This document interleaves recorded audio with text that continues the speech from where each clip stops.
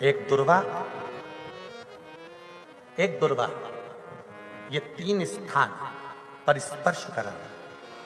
एक दुर्वा तीन स्थान पर स्पर्श करा और अवधूतेश्वर महादेव का नाम लेकर वो दुर्वा एक पानी की कटोरी में डाल दी।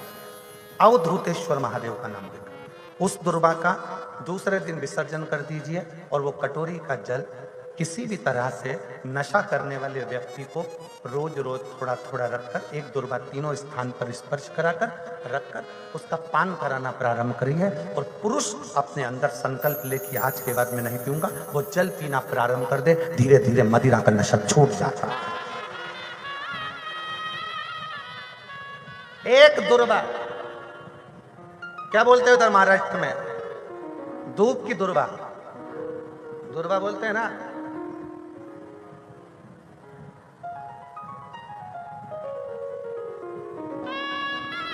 तो हम चांगला बोले ना,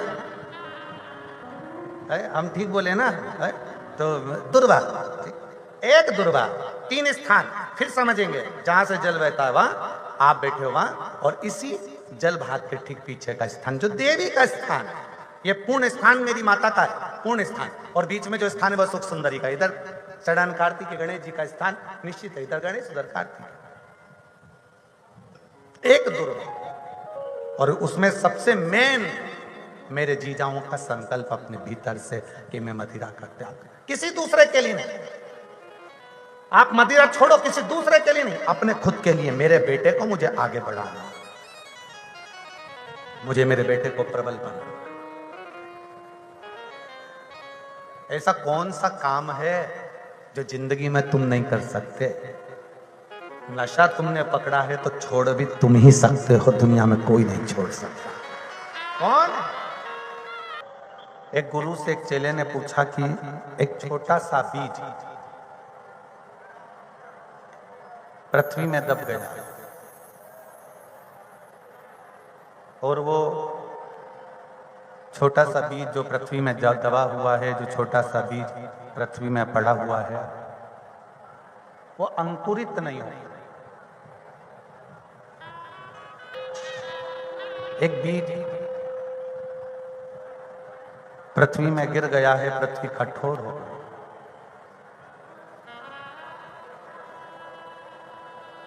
और पृथ्वी कठोर हो गई, वो बीज अंकुरित नहीं हो रहा। अब उसको अंकुरित करने के लिए किस चीज की जरूरत है?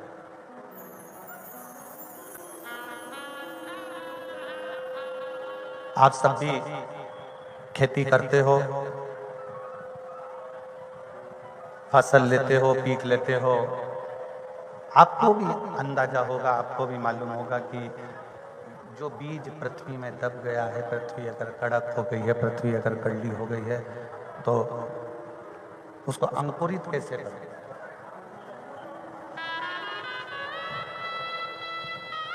अंकुरित किया कैसे जाए? आप उसको अंकुरित कैसे कर सकते हैं?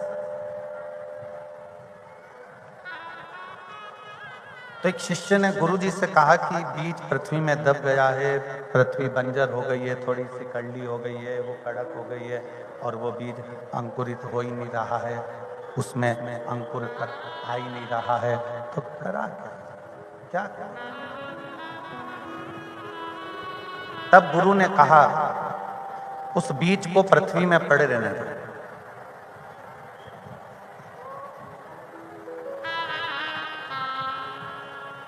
उस बीज को पृथ्वी में पड़े रहने दो। फिर शिष्य ने कहा कि बीज पृथ्वी में पड़ा रहेगा तो बेकार हो जाएगा। गुरु ने कहा नहीं, पृथ्वी में बीज पड़ा रहेगा, बेकार नहीं होगा।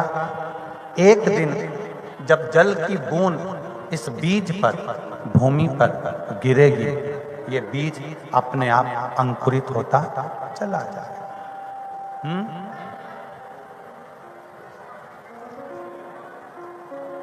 बीच की पब्लिक को आवाज नहीं आ रही है, बाहर की पब्लिक को आवाज नहीं आ रही है, कि जनता के लिए आवाज को खोलो, बीच वाली पब्लिक के लिए।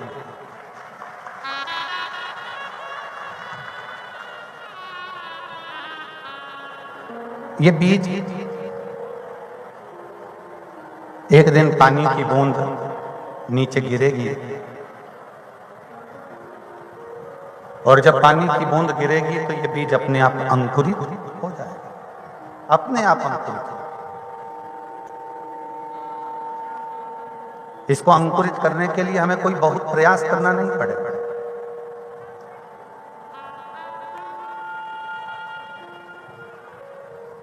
बस इस पे पानी की बूंद गिरी, भूमि नरम हुई और उस भूमि ने अपना काम करना प्रारंभ करा और वो बीज अंकुरित हो गया। अंकुरित होते होते उस बीज ने पौधे का रूप लिया, पौधे ने फिर वृक्ष का रूप लिया, फिर वो बढ़ता बढ़ता बढ़ता बढ़ता एक बड़े वृक्ष के रूप में उत्पन्न हुआ। एक बड़े वृक्ष के रूप में वो उत्पन्न हुआ।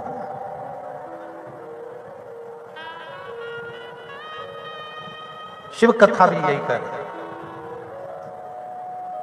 इस संसार सागर में, इस भव सागर में आप और हम एक बीज की तरह, भगवान ने हमको जन्म दे दिया, पृथ्वी पर भेज दिया, मृत्यु लोक में भेज दिया, संसार सागर में भेज दिया। यहां पर आप और हम खड़े खड़े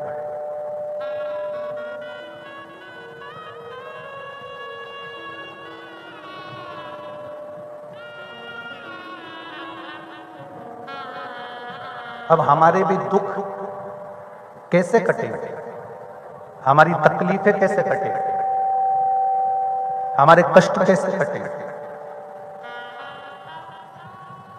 हमारा दुख कैसे कटेगा? तो कहा जैसे पृथ्वी में पड़े हुए बीज पर जल की एक बूंद गिरती है और उस बीज अंकुरित हो जाता है, उसी तरह जिस दिन संसार में रहते रहते आप और हम शंकर भगवान के चरणों में जाकर शिव के चरणों की एक बूंद हमारे अंदर विश्वास की आएगी, तो हम भी संसार सागर में अंकुरित होकर वृक्ष का रूप धारण करेंगे। आप और हम भी एक बहुत बड़े वृक्ष का रूप ले लेंगे, बहुत बड़े वृक्ष का रूप, एक पौधे का रूप लेकर अंकुरित होकर सम्मुख में आ जाएंगे।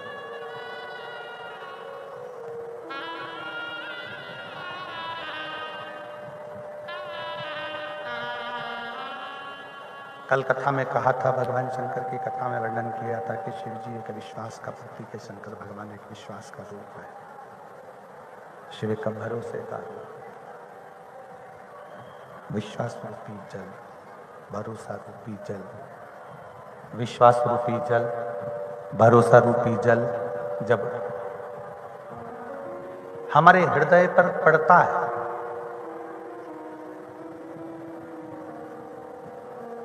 विश्वास का जल जब हमारे ऊपर पड़ता है तो ये पक्का है, हमारा विश्वास दृढ़ होते होते एक दिन अंकुरित हो जाता है।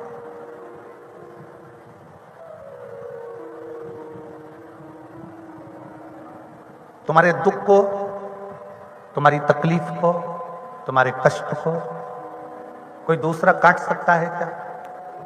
जम के बोलो जरा। नहीं। आप अपने पड़ोसी को अपना दुख कह दो, आप अपने पड़ोसी को अपनी बात कह दो, आप अपने पड़ोसी को अपने मन का भाव कह दो, क्या पड़ोसी तुम्हारे दुख को काट देगा क्या? नहीं काट सकता।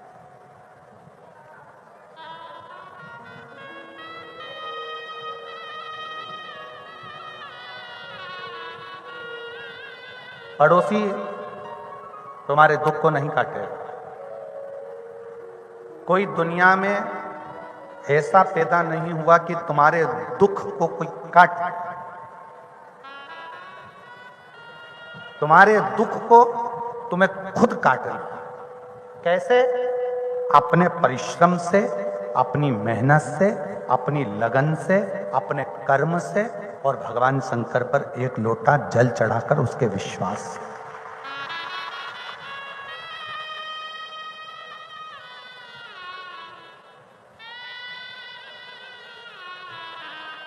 एक बोरी भरकर बीज रख लो सोयाबीन का, एक बोरी भरकर बीज रख लिया गेहूं का, धान का, कपास का, और एक बाल्टी भरकर पानी भी रख लो और जमीन भी सामने है, पानी भी रखा है, बीज भी रखा है, जमीन भी है,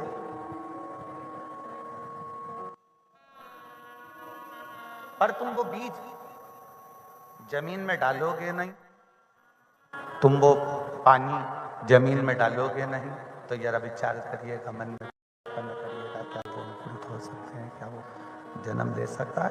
क्या वो अंकुरित हो सकता है?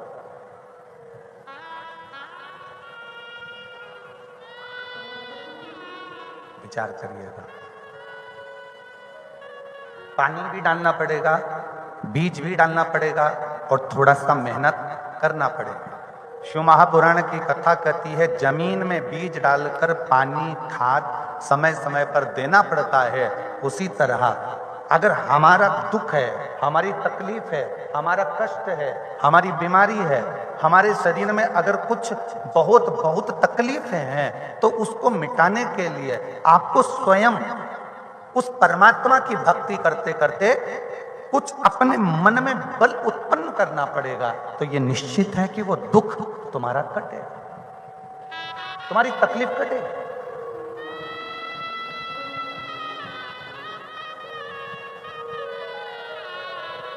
कल एक बहन जी ने एक पत्र लिखकर भेजा था, और उस पत्र को यदि हम ढूंढेंगे तो समय लगेगा।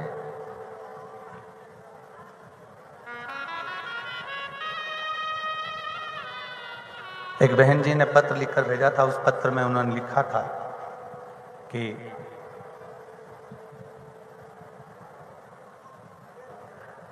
सती मैया जल के क्यों भस्म हुई? वो तो सती थी ना, वो तो जगत जननी जगदम्बा थी ना, वो तो जगत धात्री थी, वो दुर्गा थी, वो भवानी थी।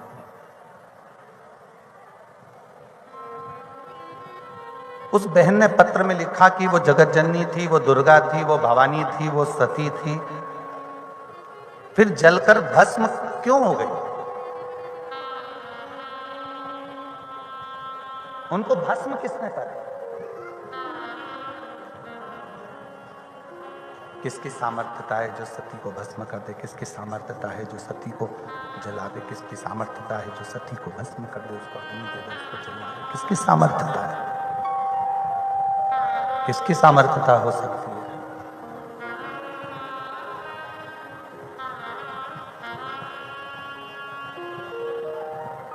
उस बहन ने जो पत्र लिखा वो पत्र बड़ा विशेष है। आज त्रिवेणी की इस कथा में आप उस पत्र का उत्तर अवश्य स्मरण करिए। जो तुमसे ईर्ष्या रखता है ना, वो जिंदगी में तुम पर कितनी भी बद्दुआ दे दे, तुम्हारा बाल बांका नहीं हो सकता। जो तुमसे नफरत करता है ना, वो तुम्हारे को दिन रात कोसे तो भी तुम्हारा बाल बांका नहीं हो सकता। जो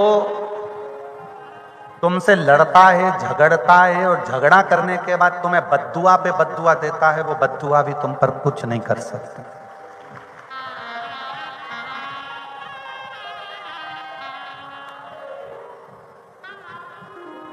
जो तुमसे जलता है, ईर्ष्या रखता है और वो बद्दुआ देगा ना, उसकी बद्दुआ काम नहीं करती।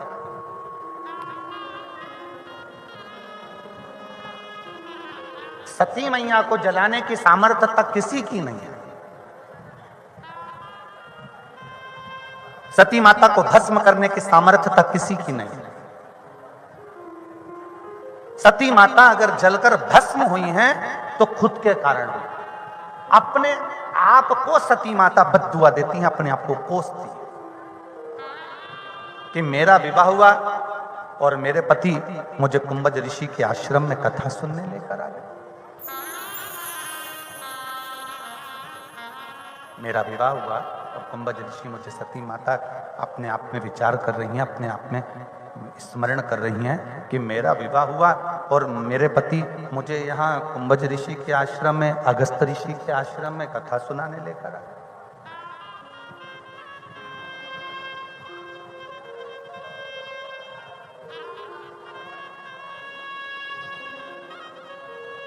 फिर निवेदन है, दुनिया में किसी की भी बद्दुआ इस कलिकाल में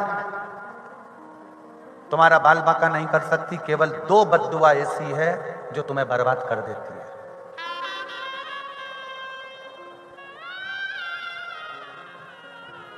दुनिया में 2 बद्दुआ ऐसी है जो तुम्हें बर्बाद कर देती है। एक आपकी स्वयं की बद्दुआ, बीमार पड़ गए, हॉस्पिटल में अपने आप को कोस रहे, इससे तो मर जाऊं तो अच्छा है, बहुत तकलीफ भोग रही हूं, काहे का जीवन दिया भगवान तूने, मुझे तो परेशान कर दिया भगवान तूने। जितना अपने आप को हम बद्दुआ देते हैं, जितना हम अपने आप को कोसते हैं, उतना उतना हम अपनी जिंदगी नरक जैसी निकालते हैं। मरते तक आपको भोगना पड़ता है। अपनी स्वयं की बद्दुआ अपने को लगती है।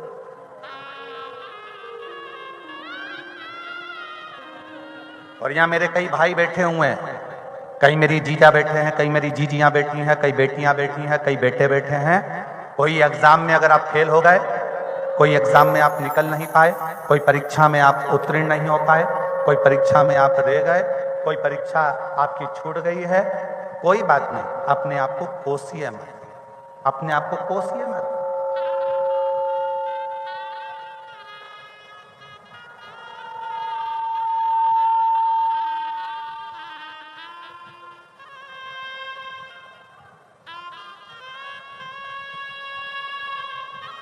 आप अपने आप को मत कोसो।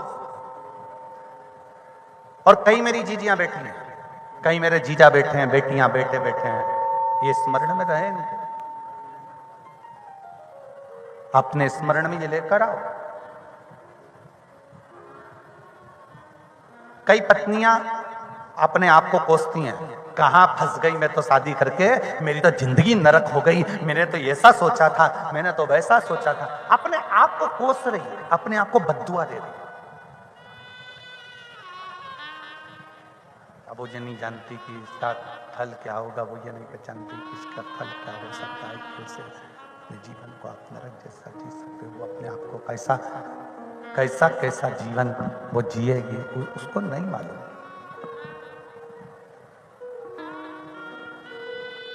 वो अपने आप को कोस रही, अंदर के एक भी बक्से नहीं चल रहे हैं। श्रीमान एक जनी ऊपर आके सुनिए, ये बक्से एक भी ऊपर के नहीं चल रहे हैं।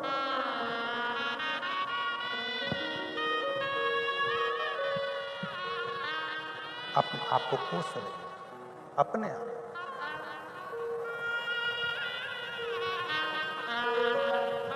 और किसी की सामर्थ्यता नहीं, किसी की सामर्थ्यता ऐसी नहीं है कि कोई जो तुमसे ईर्ष्या रखता है, जो तुमसे नफरत करता है, जो तुमसे बहुत जलन रखता है, वो तुमको कितनी भी बद्दुआ दे दे, उसका कोई फर्क नहीं पड़े, उसका कोई फर्क नहीं पड़े।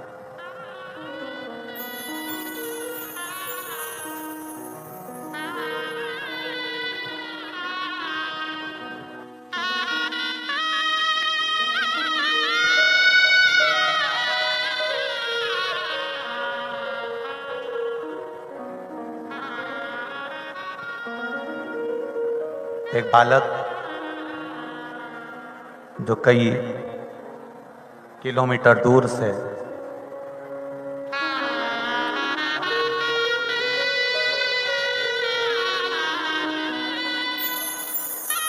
योगेश सदाशिव जाधव, गांव का नाम है नेर से साकरी, 35 किलोमीटर दूर से दंडवत करता करता यहाँ पहुंचा है। एक बार जोरदार ताली बजाकर इस बालक का साधुवाद करिए। जिसकी कामना थी वो कामना बाबा ने पूरी करी, तो दंडवत कर।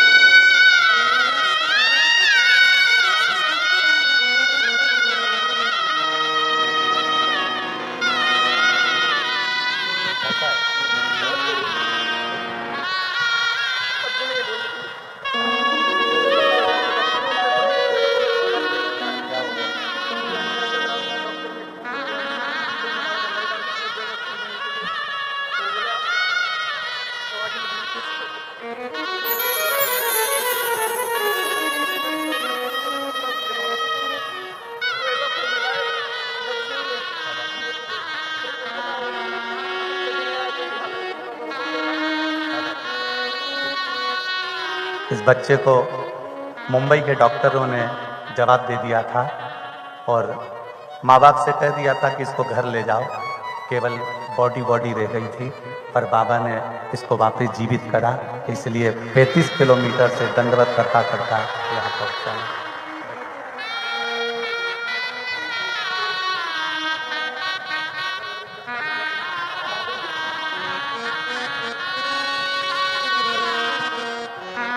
रात दिन दंडवत करता करता चलकर यहाँ पहुंचा है।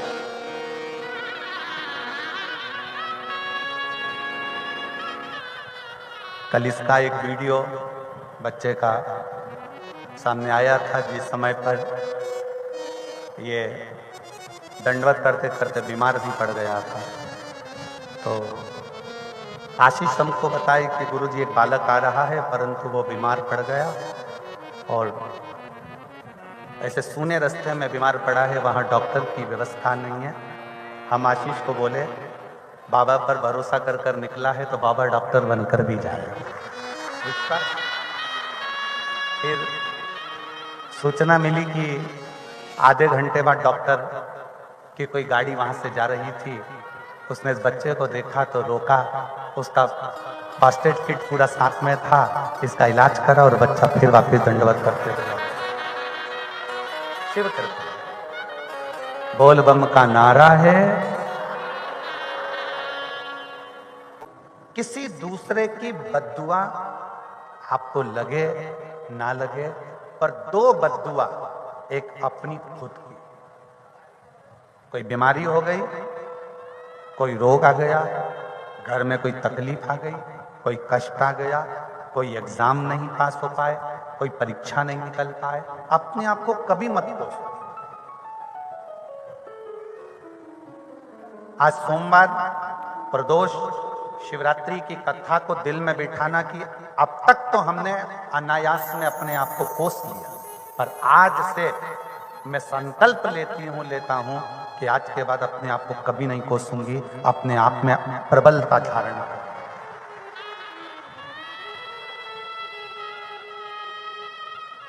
स्वयं को नहीं कोसू।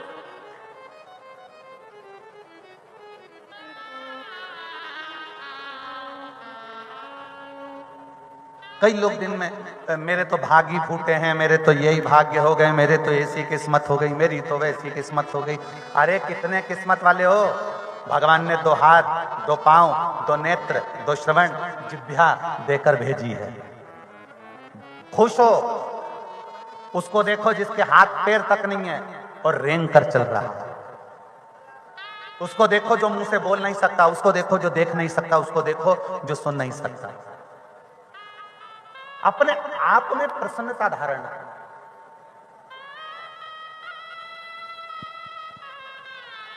अपने सती माता देवी है, दुर्गा है, भवानी है, मांबा है, जगदम्बा है, जगद्धात्री है। फिर वो जल कैसे सकती है, वो भस्म कैसे हो सकती है,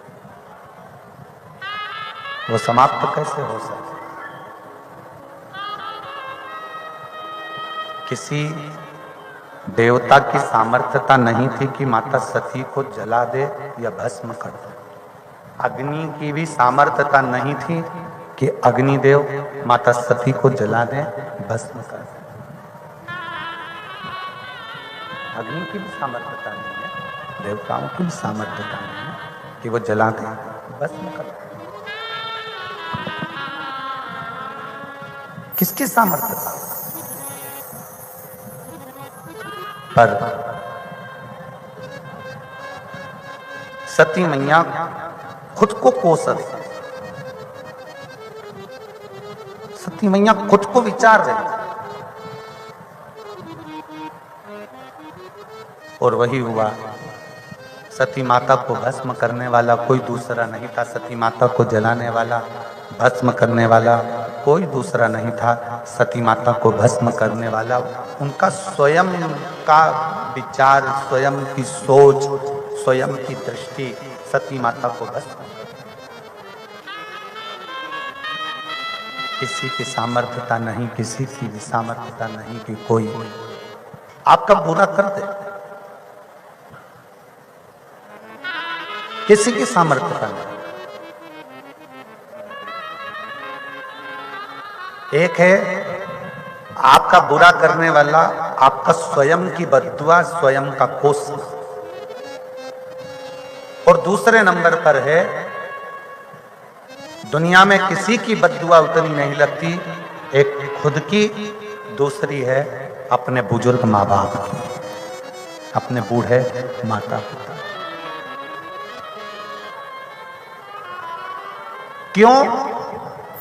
क्योंकि जो तुमसे बहुत प्रेम करे, जो तुमको बहुत चाहे, जो तुमसे बहुत स्नेह करे, बहुत प्रेम करे, बहुत तुम्हारे लिए दिन रात जो एक कर देते हैं, दिन रात तुम्हारे लिए ही सोचते हैं, तुम्हारे लिए ही विचार करते हैं, तुम्हारे लिए ही जीते हैं, तुम्हारे लिए ही सर्वस्व एकत्रित करते हैं, उनका दिल कभी ना कभी।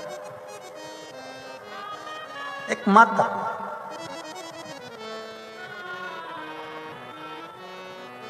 प्रयास करना, और मेरा बुजुर्ग माताओं से निवेदन है, मेरा बुजुर्ग पिताओं से निवेदन है, पूत कपूत सुने हैं पर ना माता सुनी कुमाता।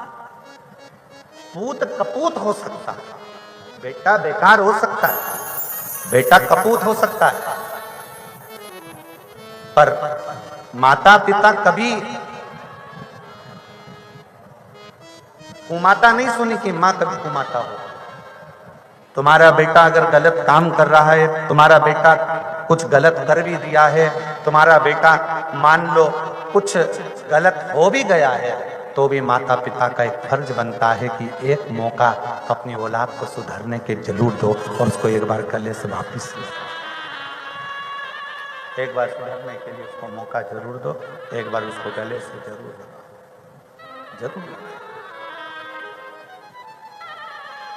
आप उसको गले से लगाओगे तो वो सुधरेगा, सबरेगा, ये पक्का है। उसको अपने नजदीक लेकर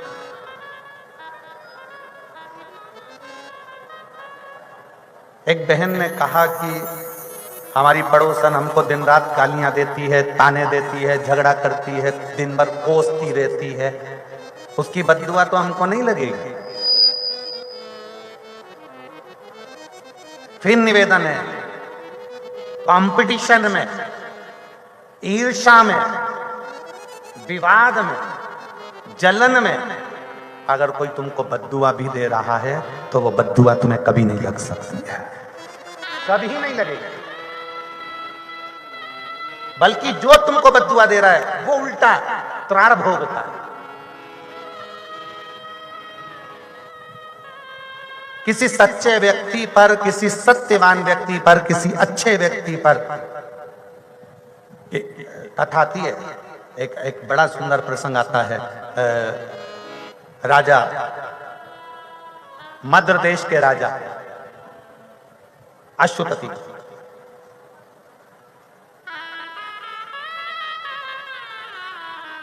और मद्र देश के राजा अश्वपति जिनके घर में संतान नहीं थी,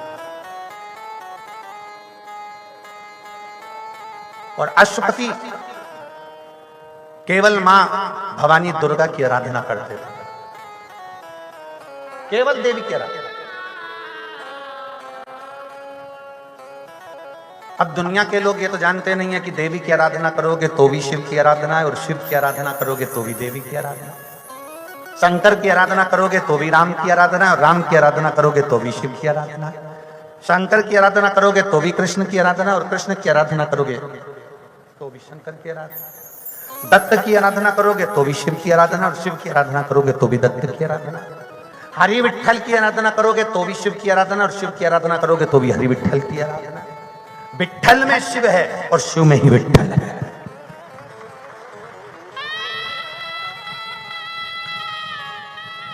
विठ्ठल में ही शिव है और शिव में ही विठ्ठल है। दोनों अलग ही, अलग नहीं है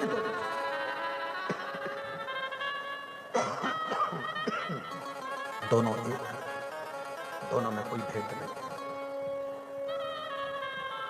दोनों में भेद है।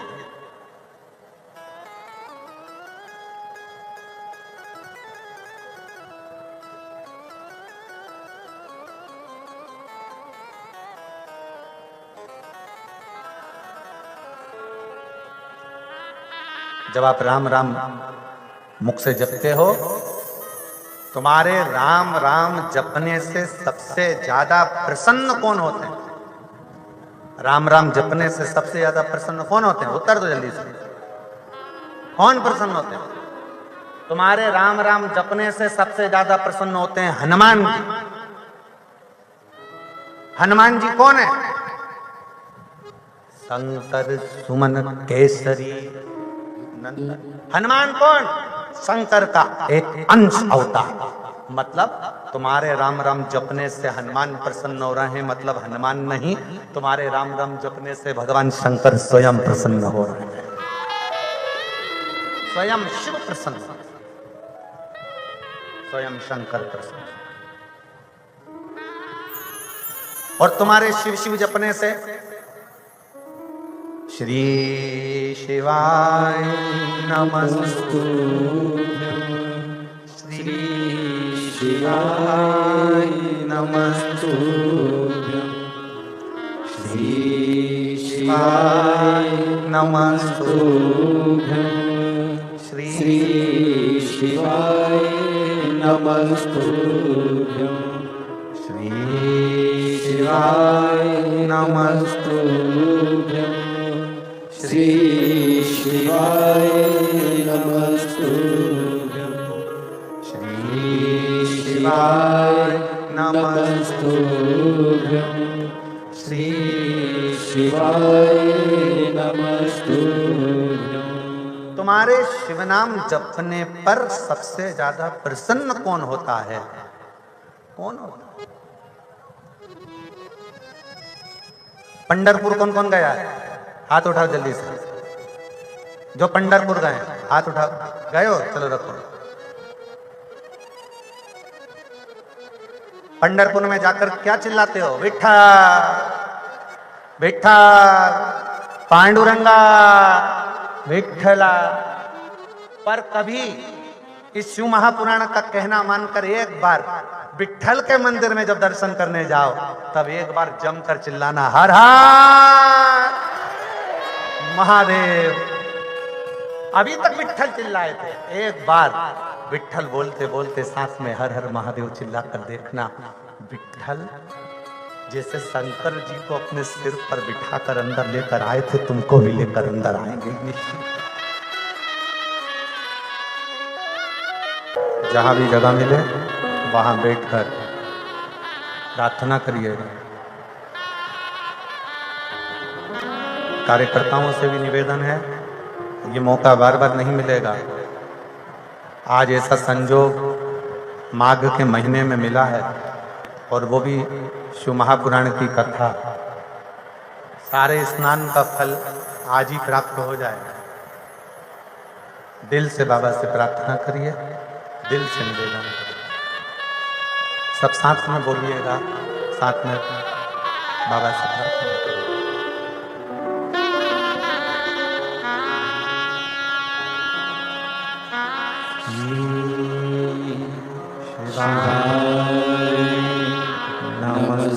नमस्तुभ्यं, श्री शिवाय नमस्तुभ्यं,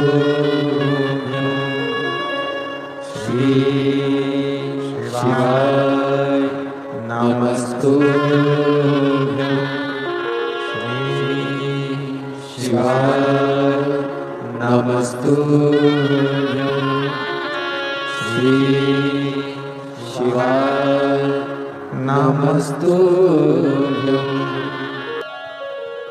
भगवान देवदेव महादेव शिव की कथा कर रहे हैं,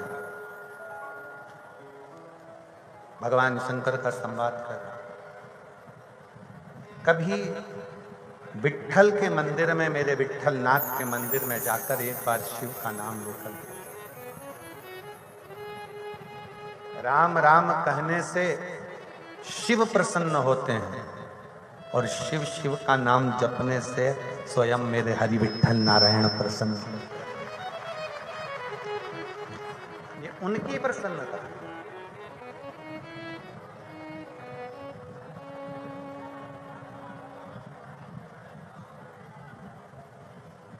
किसी की सामर्थ्यता नहीं है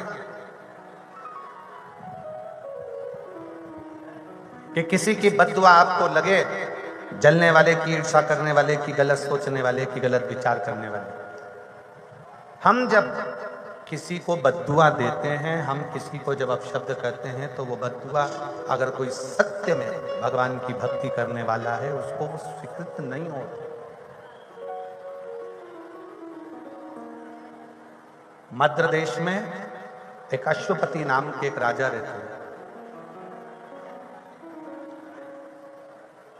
अश्वपति जगत जननी दुर्गा भवानी की भक्ति करता है। मां जगदम्बा की भक्ति, मां शक्ति, मां दुर्गा की भक्ति।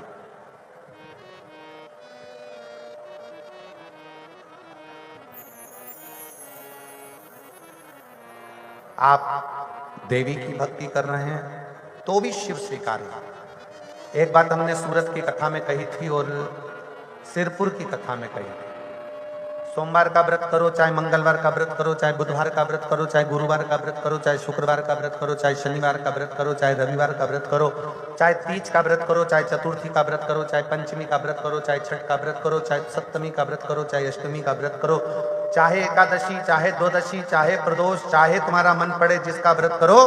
शिव महापुराण की कथा कहती है व्रत किसी का भी करो पर फल तो शंकर जी ही देते हैं।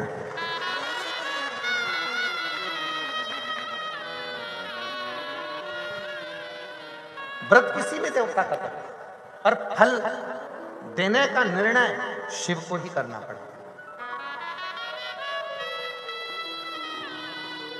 कैसे? तुम्हारे घर में फ्रिज रखा है, पड़ोसी को लेकर जाना है, तुमसे बिना पूछे उठा के ले जाएगा क्या? जम के बोलो जरा। नहीं। तुम्हारे घर में मिक्सर रखा हुआ है, पड़ोसी को, तुम्हारी मौसी के लड़के को ले जाना है, तुमसे बिना पूछे ले जाएगा क्या? नहीं। ये पृथ्वी किसकी? देवाधिदेव महादेव की।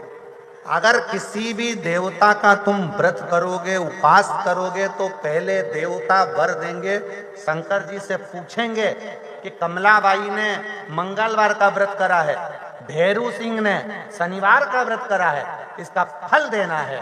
शंकर भगवान कहेंगे ये मुझे भी एक लोटा जल और बड़े प्रेम से सत्यवाई जीवन जीता है, इसको केवल एक व्रत का फल नहीं, व्रत भले एक करे पर फल 4 व्रत का दे। इसको व्रत 4 व्रत का उसको फल दे।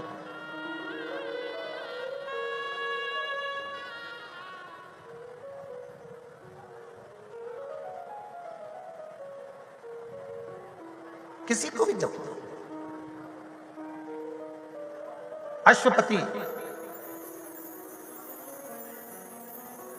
मध्य देश का राजा अश्वपति देवी की आराधना करते हैं, वर मांगते हैं मां जगत जननी के लिए, रोज मंदिर जाते हैं, रोज आराधना करते हैं, रोज तपस्या करते हैं, रोज रोज।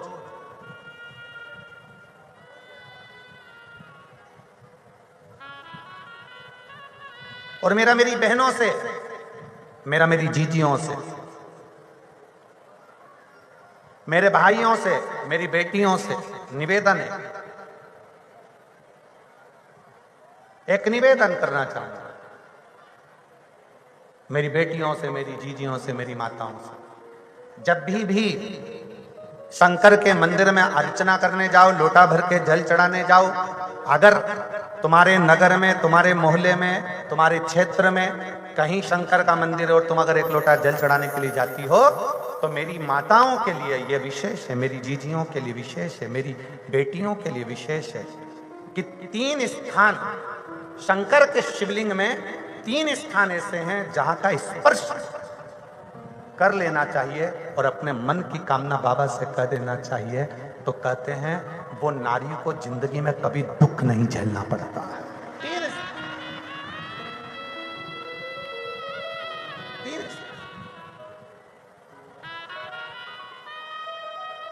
बड़े शुद्ध भाव से, बड़े श्रेष्ठ भाव से समझिएगा जरा। ये शिवलिंग है, यह जलाधारी है, ये उसका जल जाने वाला स्थान। इधर कार्तिकेय, गणेश कार्तिकेय का स्थान, बीच में अशोक सुंदरी का स्थान, ये माता पार्वती जी का हस्त कमल, ये भगवान शंकर का शिवलिंग। शिवलिंग के ऊपर जो एक एक बूंद पानी टपकता है कलश में से, वो शंकर जी की 5 लड़कियां जया, विषहरा, शामरी बाली, दौतली, देव। 3 स्थान मेरी जीजियों के लिए, मेरी बेटियों के लिए, मेरी माताओं के लिए। पहला, भगवान शंकर का जल जहां से गिरता है उस स्थान पर अपने हस्त कमल को लगाना। दूसरा, जो माता का कटी भाग, माता का हाथ, जो माता का सुंदर हस्त कमल है, उस हस्त कमल पर स्पर्श करना। और तीसरा, जहां से जल बहता है उसके ठीक विपरीत भाग में, उसके ठीक विपरीत भाग में जो माता पार्वती जी का हस्त कमल है, जहां जल बहता है उसके ठीक विपरीत भाग में उस स्थान का स्पर्श करना। अगर ये 3 स्थान ऐसे हैं, आप माता के, आप शिव जी के मंदिर में जा रहे हैं, भगवान शंकर के मंदिर में जाकर जल चढ़ा रहे हैं, शिव की अर्चना कर रहे हैं, तो 3 स्थान पर मात्र स्पर्श मात्र कर लेने पर, अपनी कामना कह देने पर स्त्री को कभी जिंदगी में दुख नहीं झेलना पड़ता। और कितना भी, फिर एक प्रैक्टिकल, फिर एक प्रयास करो।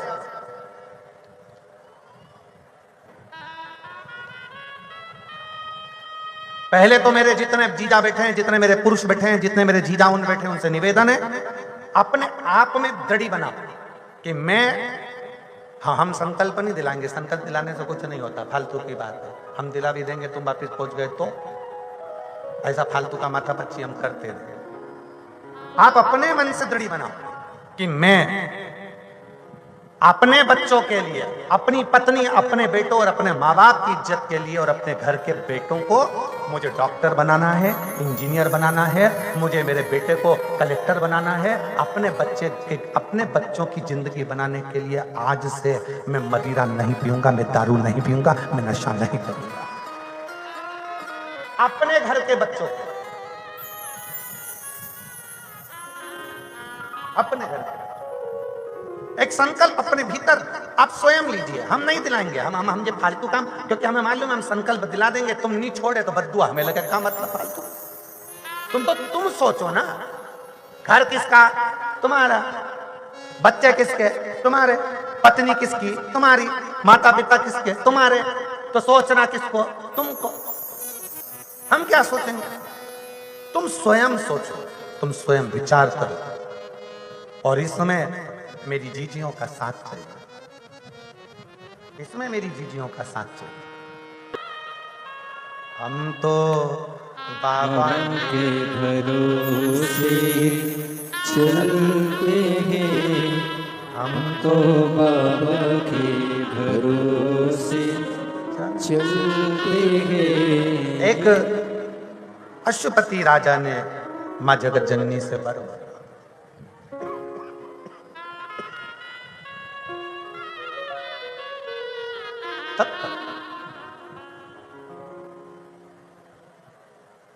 उस समय पर मां जगत जननी बैठी हुई थी, सावित्री उनसे मिलने के लिए।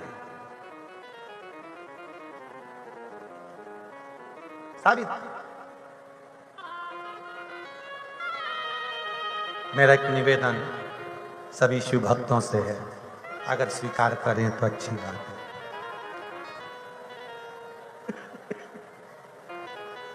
जो अंदर बैठे हैं वो छांव में बैठे हैं, पर जितने अंदर बैठे हो ना, इससे 10 गुने हाईवे रोड पर और पूरे ग्राउंड में बैठे हैं, इससे 10 गुना। मेरा निवेदन है, जो मेरी बहनें, जो मेरे बेटा, बेटियां, जीजा, जीजियां अंदर पानी की बोतल बांट रहे हैं, उनसे निवेदन है, जो धूप में सवेरे से छाता ले लेकर बैठे हैं पानी की बोतल, उनको दीजिए। लाखों की संख्या में आप लोग आए हो। कोई कह रहा था गुरुजी ग्राउंड बहुत बड़ा है, पर आज वो ग्राउंड को भी लग रहा होगा कि मैं छोटा पड़ गया। आज उसको नहीं लग रहा, लाखों की संख्या में आ रहा।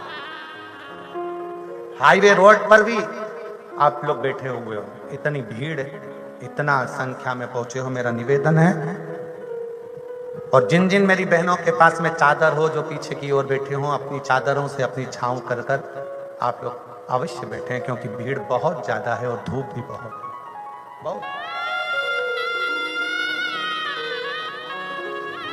और मुझे उम्मीद है मेरे इस पवित्र प्रांगण के अंदर जितनी मेरी जीजियां बैठी हैं उनके पास में तो पानी की बोतल होगी। मुझे मेरा विश्वास कहता है, क्योंकि मुझे मेरी जीजी और मेरे जीजा पे पूरा भरोसा है कि वो पानी की बोतल साथ लेकर चलते हैं। आप लोगों को पानी तो नहीं चाहिए? जम के तो बोलो, नहीं चाहिए ना? शिव तत्व ली, शंकर की कथा, शिव कथा कह रही है।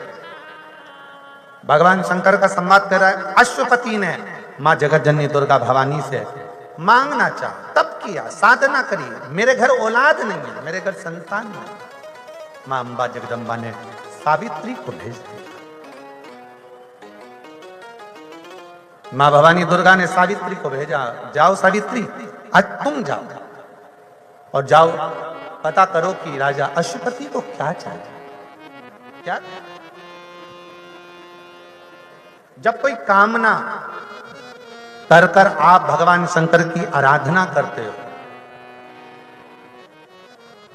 जब किसी कामना के साथ आप भगवान शंकर की आराधना में डूबते हो, उस समय पर केवल शिव ही नहीं, 33 कोटि देवता भी आपकी कामना को पूर्ण करते हैं। 33 कोटि। एक पत्र है, देखिए,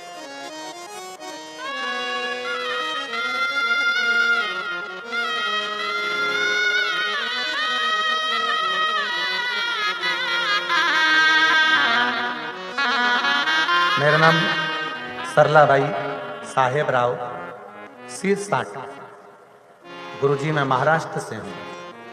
मेरा मोबाइल नंबर ये है। मेरे गांव का नाम शिरडाने तालुका धूलिया से। कहीं बैठी हैं तो हाथ हिलाइएगा। आप ही हैं, हाथ हिला दो। श्री शिवाय नमस्तुभ्यम। आ जाओ, एक बेलपत्र ले जाना, आ जाइए। मैंने और मेरे बेटे ने उम्मीद छोड़ दी थी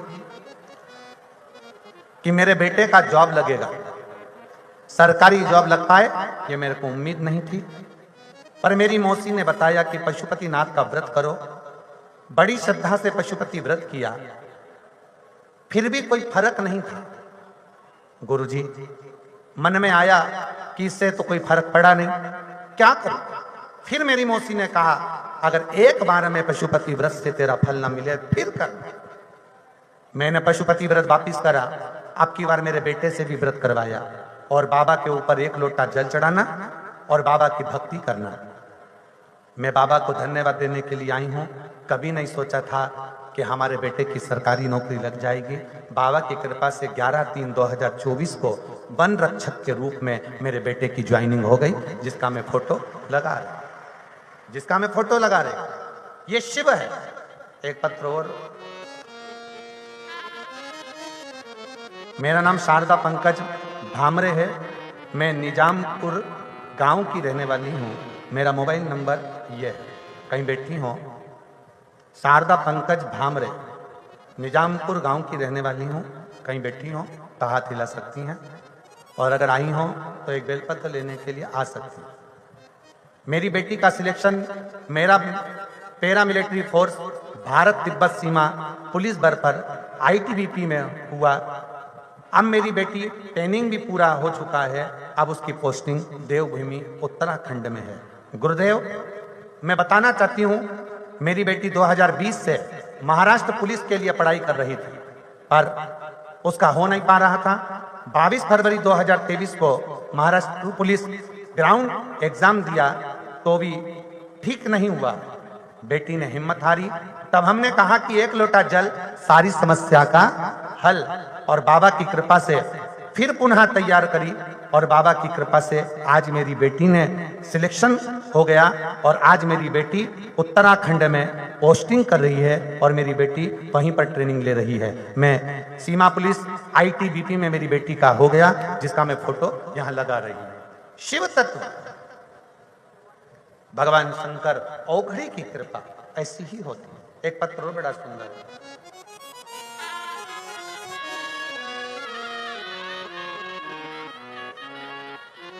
श्री कमलाकर रामदास पेंडारकर उर्फ बाबा पेंडारकर, पिप्पलनेर, मोबाइल नंबर ये है।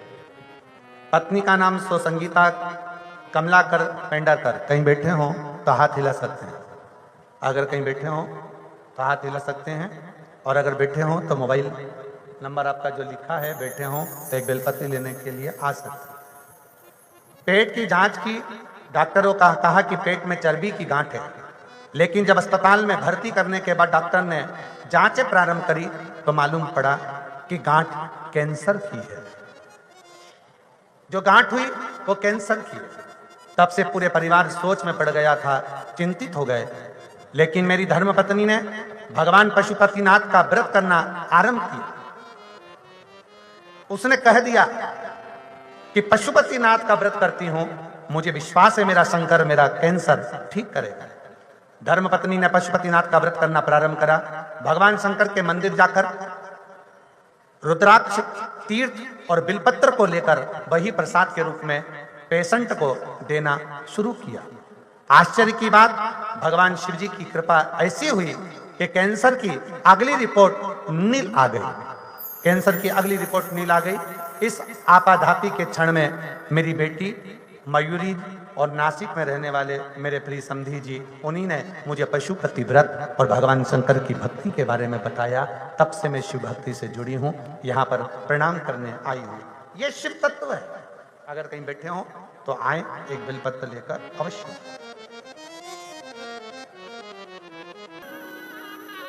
अशुपति ने, मध्य देश के राजा अशुपति ने मांगा कि हे मां,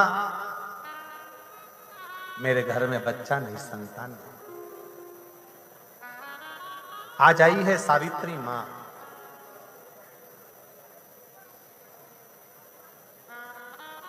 मां जगतजननी ने भेजा, अशुपति मैं सावित्री हूं, मुझे जगतजननी जगदम्बा ने भेजा। मां मैं तो नहीं जानता, पर इतना जानता हूं कि मेरी दृष्टि में सारी मां एक ही है। मैं केवल इतना जानता हूं कि मेरी दृष्टि में जितनी मां है, जितनी माताएं, सब एक है। मां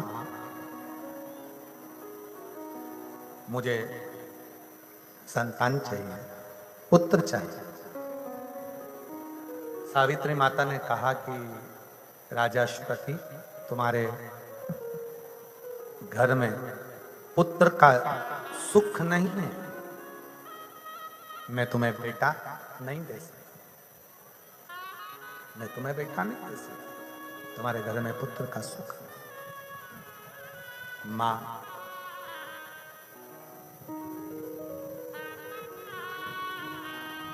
क्या मैं बिन औलाद के रहूंगा? सावित्री माता ने कहा कि बिन औलाद के तो नहीं, पर मैं तुम्हें वर देती हूं कि तुम्हारे बेटे की जगह तुम्हारे घर में एक बेटी जन्म लेगी, एक बेटी का जन्म।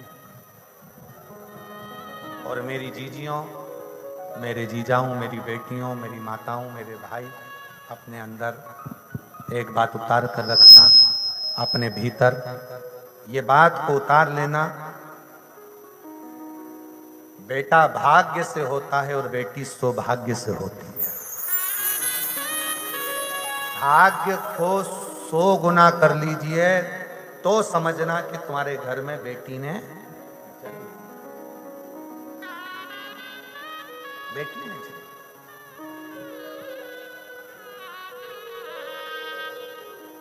बेटी जन्म ले। और सुनो, अशुपति वो बेटी साधारण नहीं होगी। मैं सावित्री खुद तेरे घर में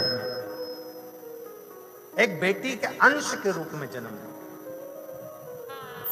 मेरे आशीर्वाद से बेटी हो रही है तो वो बेटी साधारण नहीं होगी, वो बेटी सहज नहीं होगी। उसका भी तेज पुंज, उसकी भी आकर्षणता, उसकी भी सुंदरता, उसकी भी तन्मयता, उसकी भी सुंदरता, उसका तेज, उसका भाव मेरे जैसा ही रहेगा। और सुन पशुपति,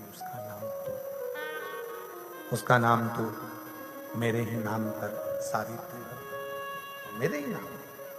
पशुपति के घर में 9 महीने पूर्ण होने के बाद में बेटी ने जन्म लिया है। भगवान भोलेनाथ, एक बेटी ने जन्म लिया। 9 महीना पूर्ण हुआ, एक बेटी का जन्म हुआ जिसका नाम सावित्री रखा। सावित्री बेटी धीरे धीरे बड़ी होने लगी, विवाह की चिंता व्यापन हुई। किससे करा गया? पूरे नगर में, राजघरानों में सूचना हो गई कि राजा के घर में, जो अश्वपति के घर में लड़की हुई है, वो कोई देवी है।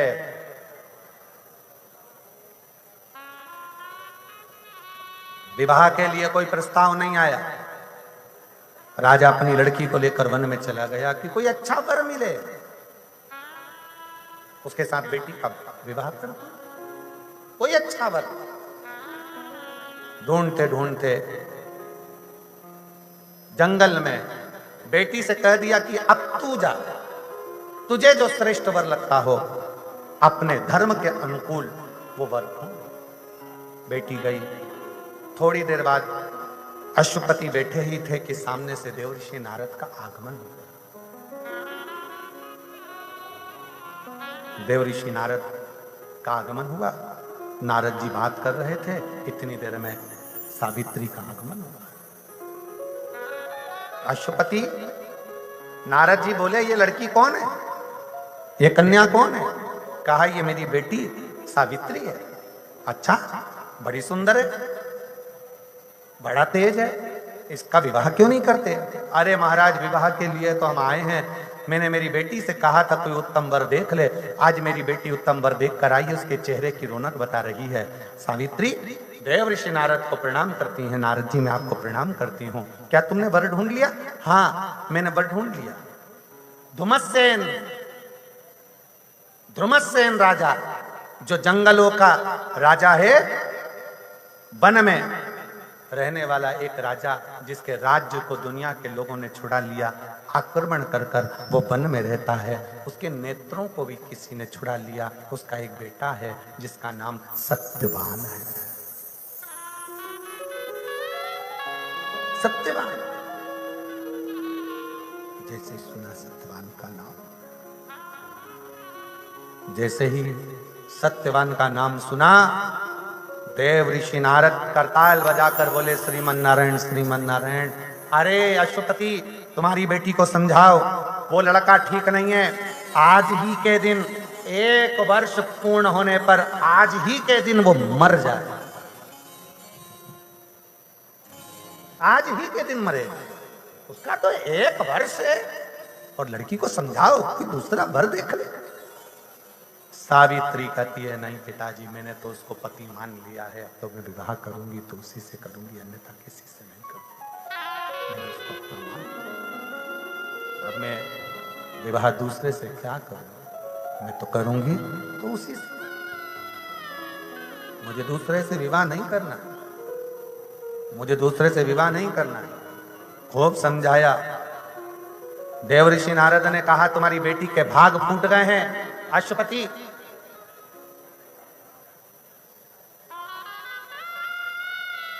जो आंखों देखे मक्खी खा रही है, उसको मालूम है कि मरने वाला है 1 वर्ष में, क्यों शादी करना? नहीं। सावित्री ने एक बात बड़ी सुंदर कही, नारद जी, तुमने तो मेरा भाग्य बता दिया कि मेरा पति 1 साल में मरेगा। किसी लड़की का विवाह हो रहा हो, किसी लड़की की शादी हो रही हो, और उस लड़की को मालूम ही नहीं कि उसका पति क्या है, कितना जिएगा, कैसा रहेगा, सुख है दुख है, उसको क्या मालूम। तुमने तो मेरा भाग्य बता दिया। एक बात बताओ मेरी जीजियों, विवाह के पहले तुम सबका भाग्य बताने वाला कौन था? कोई आया था भाग्य बताने? नहीं।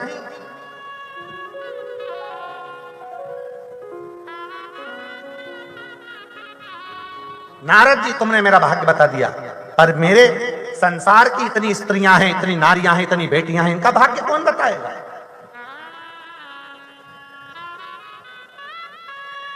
कौन देखेगा?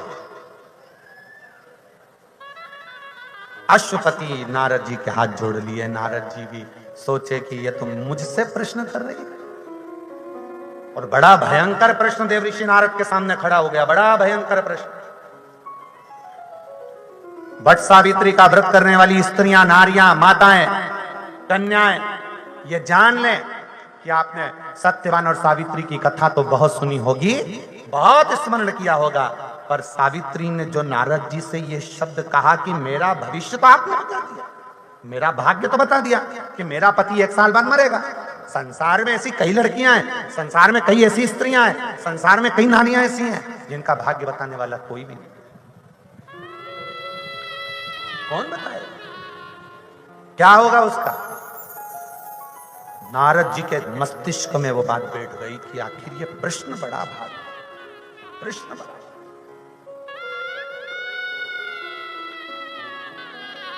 एक महिला बैठी है यहां पर, जिसके शरीर में सोरायसिस की बीमारी कई सालों से, पूरे शरीर की खाल निकलती थी। ऐसा कोई डॉक्टर नहीं जिससे उसने इलाज ना करवाया। आखिरी में दवाई खाते खाते सालों निकल गए, सालों। तब एक मंदिर में जल चढ़ाने वाली एक स्त्री से सामने वो बैठी थी और कोई लेडीज जल का लोटा लेकर जा रही थी। वो यहां बैठी है, उसका नाम है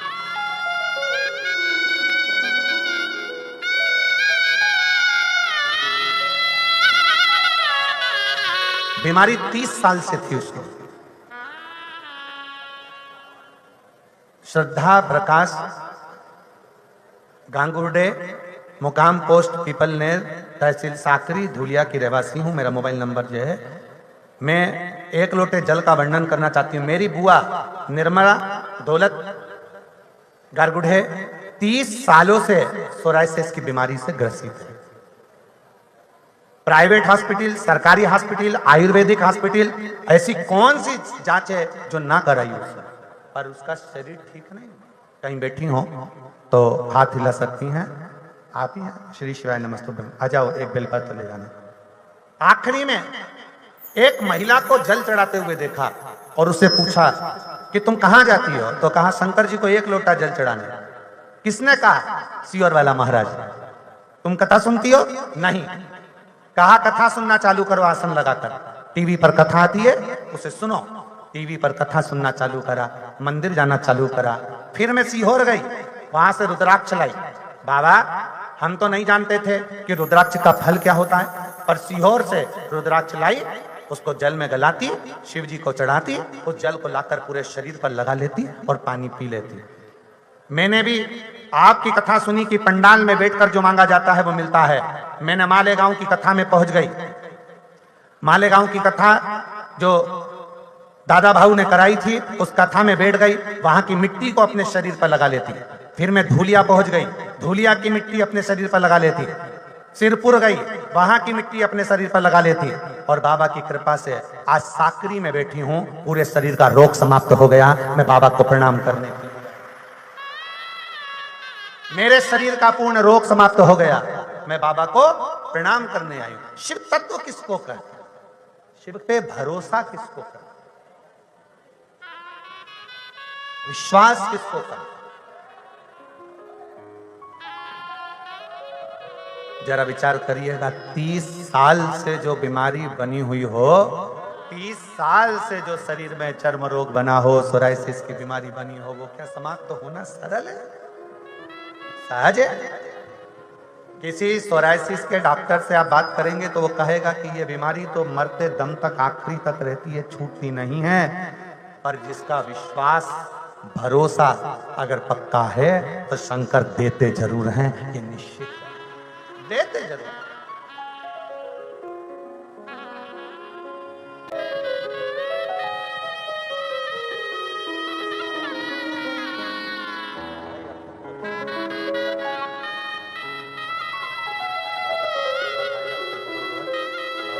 रोते नहीं, अब तो खुश हो, बेटी का जॉब लग गया है ना, आंसू पोंछ के जाओ,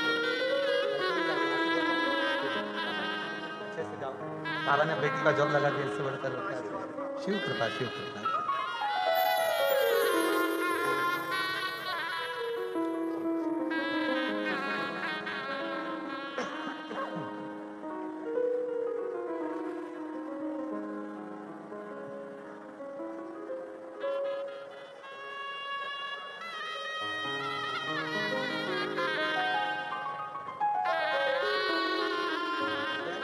पूर्ण तरह से पूरे शरीर पर सोराइसिस की बीमारी थी, पूरा चर्म रोग पूरे शरीर पर हो गया था, 30 साल से थी।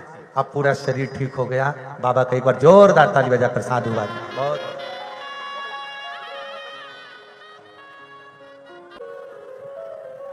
सावित्री ने एक प्रश्न नारद जी के सामने खड़ा कर दिया।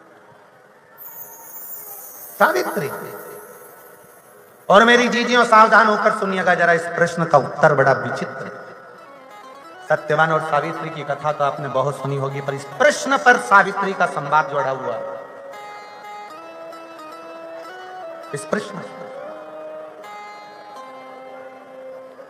सावित्री जी कहती हैं नारद जी से, नारद जी तुम कहते हो कि, नारद जी आप बोल रहे हो कि तुम्हारा पति आज ही के दिन 1 वर्ष में चला जाए। आज ही के दिन। नारद जी, संसार में से कितनी स्त्रियां हैं, संसार में से कितनी नारियां हैं, संसार में कितनी कितनी बेटियां, कितनी कितनी नारियां हैं जिनका भाग्य कोई बताने वाला नहीं है कि उनके साथ में होगा क्या,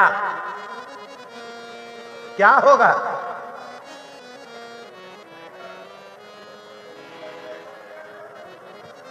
कोई बताने वाला, कोई।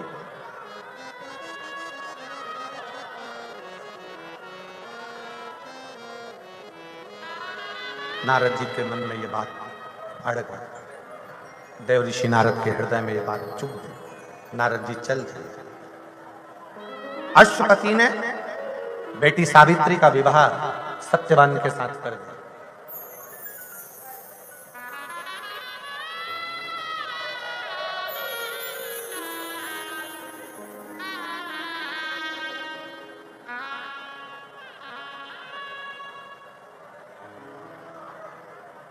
और जब सत्यवान के साथ में विवाह हुआ और सावित्री के मन में यह बात अड़ी रही कि मेरा पति 1 वर्ष में जाएगा, 1 वर्ष, दिन निकलते गए निकलते गए निकलते गए निकलते गए। एक दिन सावित्री ने अपने ससुर से पूछा, ध्रुमसेन से, राजा ध्रुमसेन से पूछा कि महाराज, ससुर जी, पिताजी, एक बात पूछना है। देखिए आज बड़ी सावधानी से कथा सुनिएगा। जितने भी यजमान बने हैं उनसे भी निवेदन है, ज्यादा दिखावे के चक्कर में मत पड़ना कि आरती के चक्कर में ऊपर जाना है तो अपने को कथा छोड़ दें। अपन पूरी कथा का रसतत्व ग्रहण करिए। आरती तो जहां पर बैठ के भी करोगे तो शिव स्वीकार कर ले। बहुत सावधान, बार बार ये मौका नहीं लगेगा, बार बार ये मौका नहीं आ सकता, इसको विशेष ध्यान रखिएगा, विशेष। और आपसे ज्यादा जरा ध्यान रखो कि ये धूप में जो बैठे हैं सुबह 7-8 बजे से, जो एक जैसी छांव नहीं है उनके ऊपर, धूप में एक जैसे बैठे हैं, छोटे छोटे बच्चे। जरा देखो, आप लोग एलईडी पर या टीवी पर नज़ारा देख रहे होंगे, जो धूप में बैठे हुए चिलचिलाती सुबह से छोटे बच्चे, बुजुर्ग, बड़े, अंदाजा लगाइए कि कितने विश्वास के साथ बैठे होंगे। बहुत सावधानी से सुनिए। और हम भी साकरी की इस पवित्र भूमि से कहते हैं, आप जितने विश्वास से आज कथा सुन रहे हो, ये हमारा विश्वास कहता है कि 3 महीने के अंदर तुम्हारा भी पत्र इस व्यासपीठ पर जरूर मिलेगा। भरोसा रखिए। सावित्री के मन में प्रश्न उठा। सावित्री ने एक प्रश्न नारद जी से कर दिया और सावित्री ने दूसरा प्रश्न अपने ससुर से कर दिया, धुमसेन से। सावित्री ने दूसरा प्रश्न धुमसेन से किया, पिताजी मेरे मन में एक संशय। क्या संशय? संशय यह है कि आपका राज्य कैसे चला गया? तो कहा, पास के नगर के राजा ने आक्रमण कर कर मेरा राज्य ले लिया और मेरी आंखों को भी फोड़ दिया, मेरे नेत्र भी छीने, मैं अंधा हूं। दुनिया का कोई व्यक्ति अगर आपको बर्बाद कर देता है तो चिंता ना करना, आप शंकर पर विश्वास पूर्ण रखना, वापिस आबाद हो जाओगे। कोई बर्बाद कर कर चला जाए तो एक पत्र है जिसमें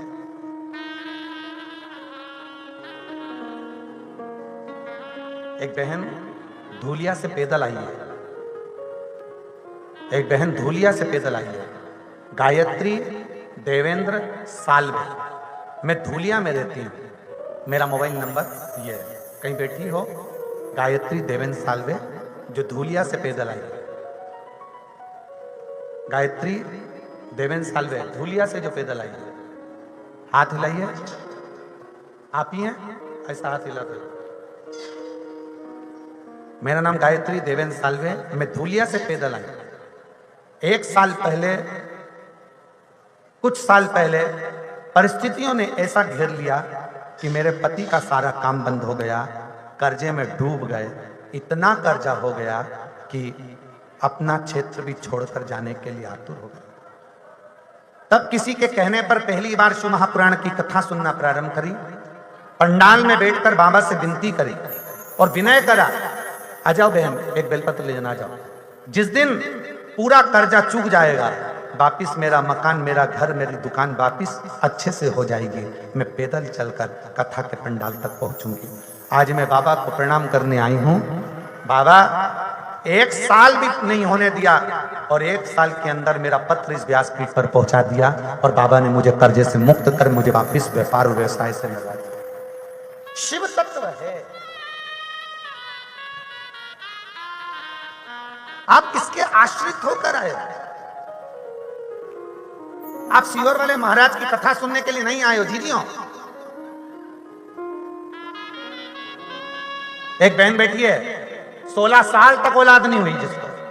कहीं बैठी हो तो अपने बच्चे को लेकर आ सकते हो। 16 साल जिसको औलाद नहीं हुई, 16 साल तक।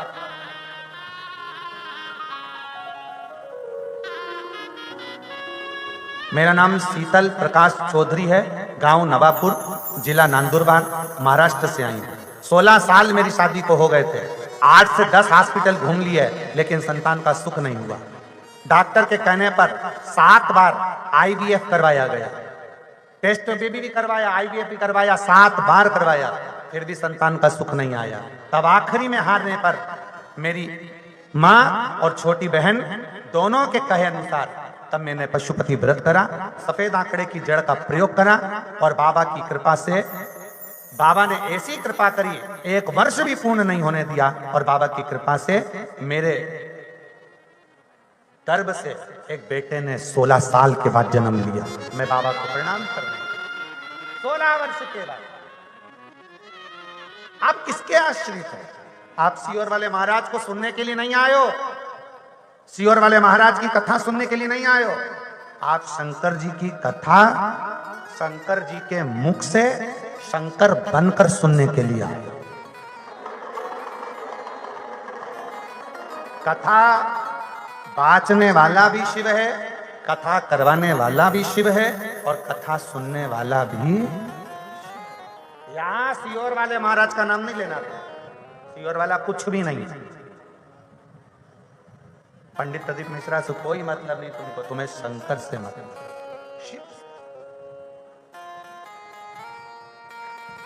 और कुबेरेश्वर धाम 25 फरवरी को अगर सीओर पहुंच रहे हो रुद्राक्ष महोत्सव में, तो ये विचार कर आना कि तुम सीओर वाले महाराज क्या नहीं जा रहे, तुम अपने बाप के घर कुबेरेश्वर महादेव के पास आओ।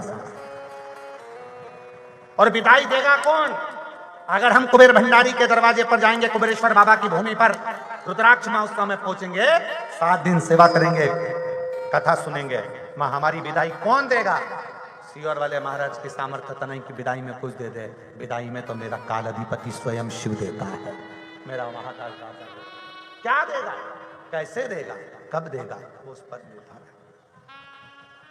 महाराज सावित्री ने प्रश्न किया अपने ससुर से कि तुम्हारी आंखें कैसे चलेगी? मेरे जिनने मेरा राज्य लिया उन्होंने मेरी आंखें छीन ली, छुड़ा ली।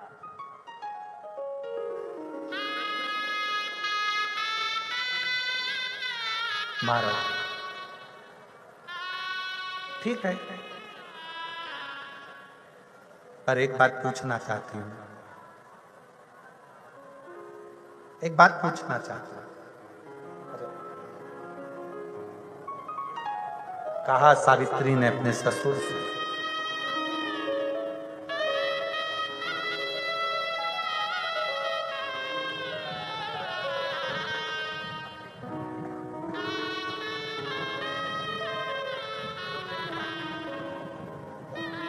कि बेटी धूलिया से पैदल चलकर आई है, बाबा ने कर्जे से मुक्त कर दिया और बहुत तकलीफ में थी।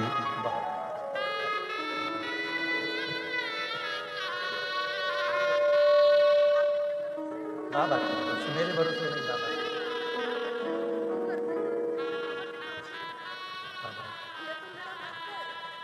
बेटी कह रही है ये मेरा मायका है, मेरे घर में छोटे छोटे बच्चों को छोड़कर पैदल पैदल चलती चलती पहुंच गई हूं, क्योंकि इतना कर्जा था, इतनी तकलीफ में थी कि शायद कुछ कर बैठते, पर बाबा ने संभाल लिया। बाबा से प्रार्थना करो जिससे बाबा आपके मन के मनोरथ पूर्ण करे, और जल्दी से जल्दी बाबा आपका भी झोली खुशियों से भरकर एक पत्र व्यासपीठ पर जरूर भेजे। सभी अपने स्थान पर बैठकर बाबा को अपने मन के भाव से कहें, दिल से बाबा को प्रार्थना करिए, हृदय से करिए, साथ में बोलिएगा,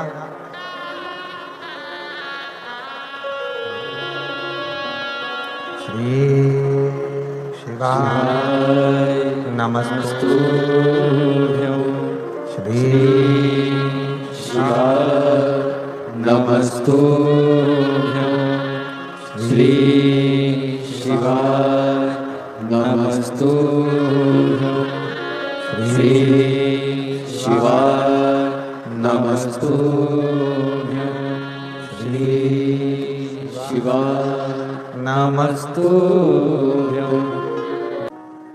भगवान देवाधिदेव महादेव शिव ओगड़दानी सरकार दर्शन कैलाशी अविनाशी शंकर की कथा की, तुम्हारा राज्य कैसे चले गए? कहा आक्रमण कर दिया, नेत्र भी छुड़ा लिया, सब कुछ चले गए। तुम्हारे पास में कुछ है? सावित्री ने पूछा अपने ससुर से, आपके पास में कुछ है? कहा हां, एक शिव पिंडी, एक पिंड, एक शिवलिंग छोटा सा, जिसकी आराधना धर्मसेन शुरू से करते आते, वो शिव पिंडी का दर्शन कर। कहां है? पोटली खोली, एक शिवलिंग का दर्शन सावित्री को हुआ। सावित्री ने कहा, पिताजी, पिताजी, मेरे पिता अश्वपति कहते थे, दुनिया का सारा राज्य भी कोई अगर छुड़ा ले और अपना शिवलिंग यदि अपने पास में है तो पूरा राज्य वापस मिल ही जाता है, पूरा राज्य वापस मिलता। विश्वास और अगर पक्का है तो शंकर देता बल। ये सावित्री की कथा बहुत विस्तार में है, आज में ये पूरी नहीं हो पाएगी। इसको कल जो प्रश्न है नारद जी के सामने, क्या दुनिया की सारी स्त्रियों का भाग्य कौन लिखता है, कौन बताएगा? आपने बता दिया मेरा पति जाएगा 1 साल में, मैंने सुन लिया। सावित्री ने ससुर से फिर पूछा। ऐसे कई संवाद हैं माता सावित्री के, नारद जी के और धुमस्सेन में, कई संवाद। ये सत्यवान और सावित्री की कथा तो अपन सुने हैं कि वर मिल गया, ले भी लिया, पति के प्राण भी वापस लेकर आ गई, पर सावित्री का चरित्र, उसके ससुर से संवाद जो 1 साल के अंदर हुए हैं और नारद जी से जो संवाद हुए वो बड़े विशाल, बड़े कुछ सहजता में नहीं। आप कितने आश्रित हैं शंकर पर, आप कितना विश्वास करते हैं शिव पर, ये आपके ऊपर निर्भर करता है। आज कथा का 4th दिवस हुआ है, कल कथा का 5वां दिन रहेगा, 6वां दिन, 7वां दिन, ऐसे ही कथा साकरी में 3 दिन की ओर रही है। जिस भाव से आप लोग सुन रहे हैं, मेरा देव अधिदेव महादेव आपकी वो मन की मुराद पूर्ण करे, यही भाव रखते हैं। आज भगवान श्री गणेश जी महाराज का प्रागट्य उत्सव हो रहा है। जोरदार ताली बजाएं, शंकर पार्वती भगवान गणेश जी को लेकर पधार रहे हैं। आज की बहुत सारी कथा रह गई है, जिसको कल के क्रम में अपन उसको पूरा करेंगे, सावित्री संवाद को। और शिव जी की भक्ति किसको कहते हैं, शंकर से फल कैसे लिया। एक स्त्री का भाग्य कोई नहीं पा गया, तो वो स्त्री ऐसा कौन सा शिव की अर्चना कर ले जिससे उसके जीवन के सारे दुख समाप्त हो। ऐसे संवादों को कल श्रवण करेंगे। आज की कथा को यहाँ विराम की ओर लेते हैं। हर हर महादेव।